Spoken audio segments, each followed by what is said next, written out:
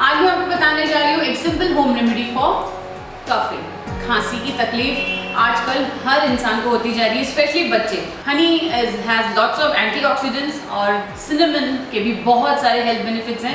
1 spoon Honey ले लीजिए और उसके अंदर डालिए 2 पिंच ऑफ सिनेमन पाउडर, जिसे हम दालचीनी भी कहते हैं। इसे मिक्स कर लीजिए और रोज सुबह खाली पेट हनी और सिनेमन जरूर लीजिए। आप देखेंगे थोड़े ही दिनों में आपकी जो खांसी है बिल्कुल चली जाएगी। Honey and cinnamon is very effective. You can give this to your children also. कोई साइड इफेक्ट्स नहीं है, डेली लेंगे तो भी कोई हार्म नहीं होगा। आप सिनेमन टी भी बना सकते हैं। सिनेमन टी बनाना भी बहुत सिंपल है। पानी को उबालिए, उसके अंदर डालिए सिनेमन पाउडर और उसे स्लो करके ढक के 5 मिनट तक या 3-4 मिनट तक के लिए तो उसे उबालने रख दीजिए। आफ्टर दैट उसे ग्लास में पोर करके 1 टीस्पून ऑफ उसमें हनी डालिए, mix it and have it. So even cinnamon T is very effective.